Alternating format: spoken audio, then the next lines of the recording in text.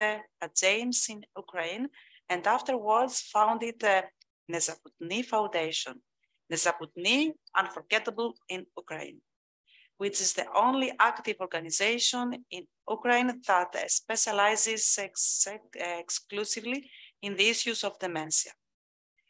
When the war started, together with the daughter and her parents, Iryna fled from Ukraine to Geneva and continues working from there. Thank you very much. So good morning, everybody. Thank you very much for inviting us, me and my colleague Iryna, to this conference. And today I will be speaking about the people with dementia during the times of war. Our presentation will be divided into three parts. First of all, I will tell about the situation in Ukraine and about our foundation and the response that we did. The second part will be presented by my colleague Iryna. We will present the research that we did about the effects of the war on the people with dementia, and then we will have some conclusions. Briefly about our organization. So Nezaputny, yes, as you told, so this is the first organization in Ukraine that works in the field of dementia exclusively. We work only with this target audience. So we help people that already face dementia, but also those who, but also we try to build the community and raise awareness and in this field. In general, in Ukraine, the situation with dementia is rather difficult. We do not have a national dementia plan, and we do not have any programs that help people with dementia. And just to give you an example of the prevalence of people in dementia, the evaluation data is 651,000 people living in Ukraine with dementia, but the official statistics states only 62,000 people. So we see that the dementia is really underestimated in Ukraine. So actually the government doesn't see the problem. Our organization is 2 years old. We are a young organization, and I will divide our my speech into two. So I will tell first about our first year and then about our second year of work. So in 2021, we were a classic NGO that helped people with dementia. So we did different kinds of support. We started support groups with psychologists. We had a dementia cafe. We printed materials. So we started to, together with the IT company, develop an application. Then we had different PR activities, like we cooperated with the play The Father in the theaters, but also we also had a photo projects where we photographed the people with dementia. We launched a website, and also there was rather a lot of attention from the media, because finally there was somebody who started talking about this very uncomfortable topic in Ukraine for now. And so we had big plans for the following years, and then the war started in February last year. So now it's around 350 days of war that we live every day. So for us, actually, we still feel that we are in 2022 and every day. So it's the situation is rather difficult for our people. So the numbers are really very frightening. So according to not official data, there are more than 40,000 people of civilian population who were killed by Russians. And we had the infrastructure very much damaged in medical and social spheres. And there are a lot of people who left Ukraine, who fled. You see, there are around 14 million people who changed their place of living. 40% of infrastructure is being damaged, and when we see that there are a lot of refugees, around 8 million refugees that are currently in Europe. So this is, as we all see, that this is a mutual problem, because for a lot of people from Ukraine left to other countries, and we are very, very grateful to all your countries for supporting us in Ukraine and for those people who left. So the challenges that we witnessed from the beginning of the war, so we tried to see both those, so for those people who left and those who stayed. So for those who stayed, one of the main needs were about the evacuation and about there was not enough medication, medical support. People, a lot of people really, the life basically stopped. The work of people, and it was a big toll, financial toll on the population. And for those people who fled, they didn't know how to, where to go, how to escape, and the problem was that people, though we were warned many times by the West that it will happen, still we were not that much ready for this scale of the war. So we thought that it might happen somewhere, but maybe in the east of the country, but not to such a big extent. So people did not store at home a lot of medications, a lot of provisions, and so on. Yeah. So when the war started, people were stuck at home, and then they so our volunteers started to provide medications throughout the country. So that was a very organic process, so that was not a planned program. So for those pharmacies that were open. And then we found a big partner. This is American organization, AmeriCares, that help us to bring a lot of medications into Ukraine. So we together through the Ministry of Social Policy, we shipped medications to 48 institutions in 11 oblasts or region throughout Ukraine, and we helped more than 450,000 people. So the amount of the gift in kind products that we shipped was medications was more than $5 million. So that was a huge support for us, and that was something unusual for the organization that help people with dementia to do. So that was we put on hold everything with what we did before, but we never stopped a single day to support people. So our main program became the emergency response. So bringing medications. Then another one was evacuation of people. So that was where the individual cases where we received individual requests, and our volunteers just help people to get to another border, for example, of the city, or to the border to Poland or somewhere. And then we found a partner that helped us to Médecins Sans Frontières, that helped us to work to help people from nursing homes in the east of the country to move to the more safer areas. Then another big thing was the need of the diesel generators. That because so the first generators we shipped in May, and then till now we continue searching funds to support the institutions where people with dementia stay. Because of the constant shelling, we have times when there are no electricity for days in these institutions, so people cannot do much, so to say. So it's freezing, they can cook, they cook food on fire. So it's really surrealistic what is happening. And there is still more than 300 institutions that needs this support. So we are in contact with social services that help us to, that ask us for help, and other organizations in Ukraine. Though another thing that we did, we expanded our online support.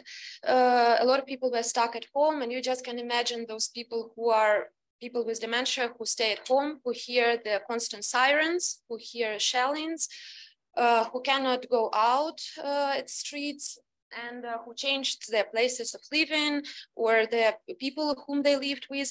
So a lot of support is provided online. This is consultations of psychiatrists, of gerontology, of general practitioners, consultations with care, but also we have a lot of support for mental state of relatives of people with dementia. We have support groups and individual work.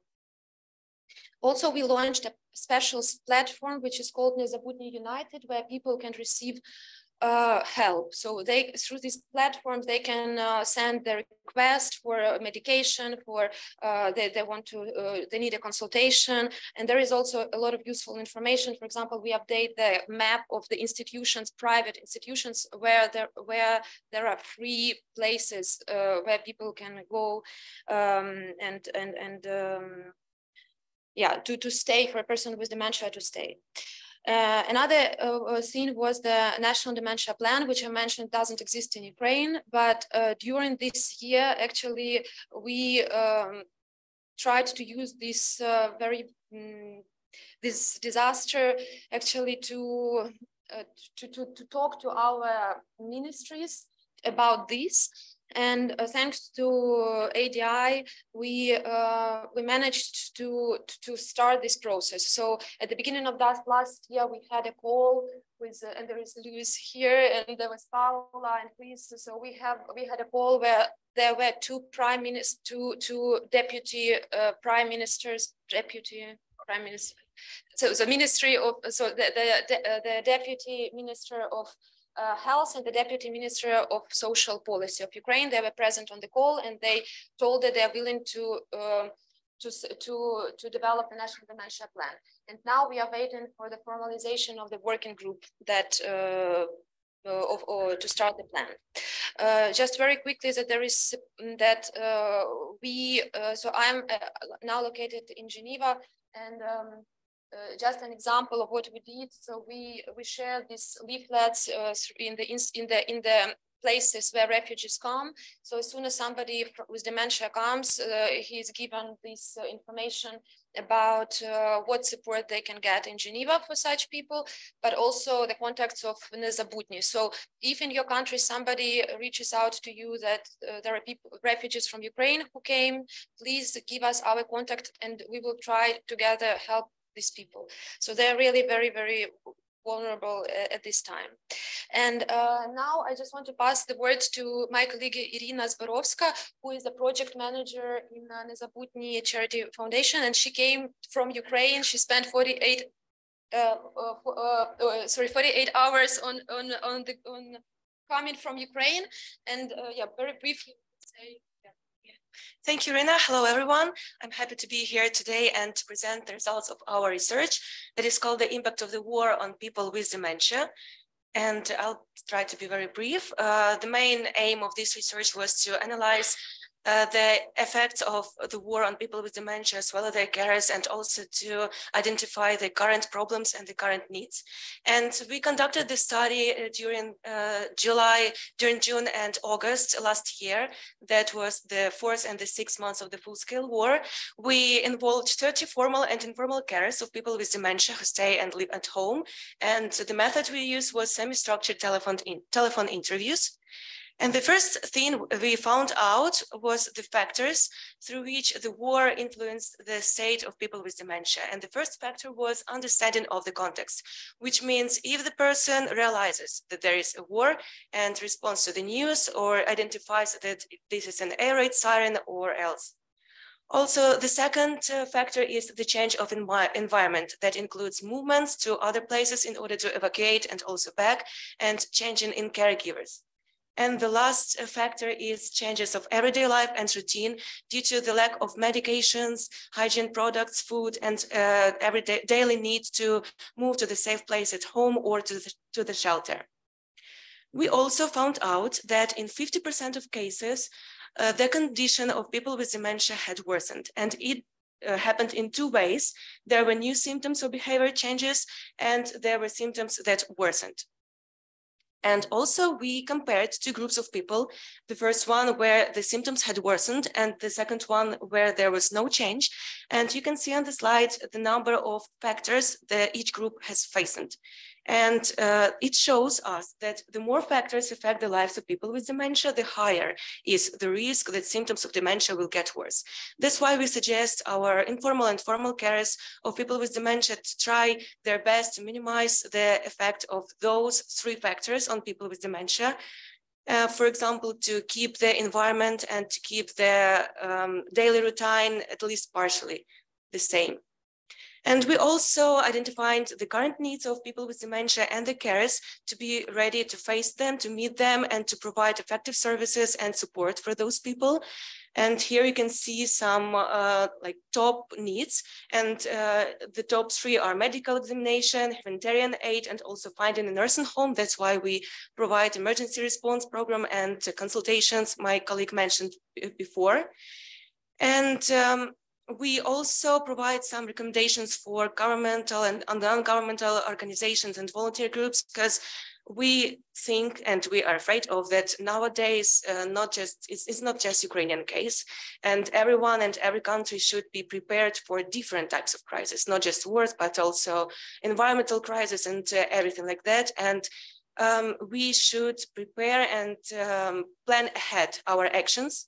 And we really hope that our case and our research and the results of this research might be helpful to do that. So here's the link, the QR code to our website, so you can check our research in details and download it and plan ahead.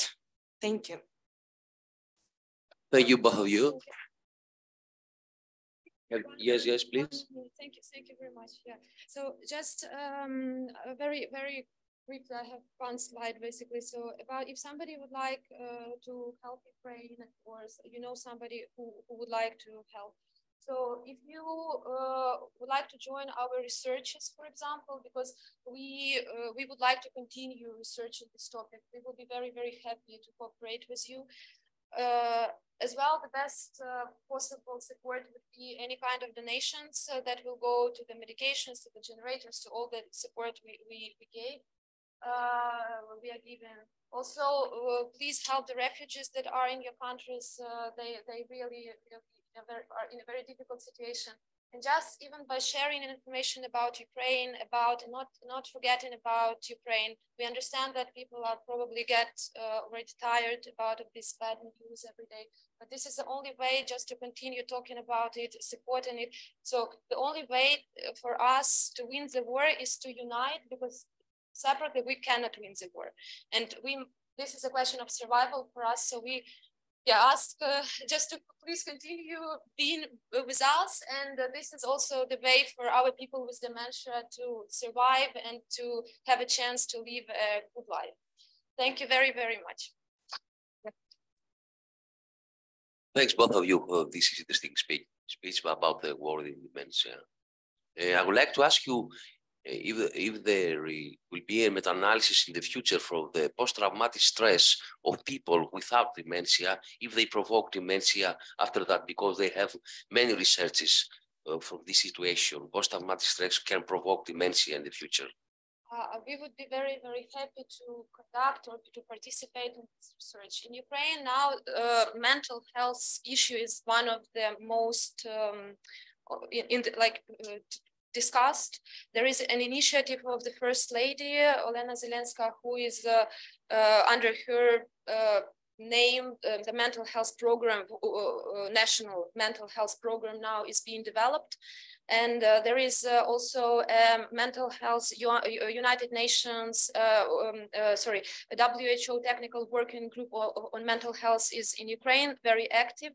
And now there is a big focus on mental health, and I'm sure that there will be researches on this. Okay, thanks. Any question, please?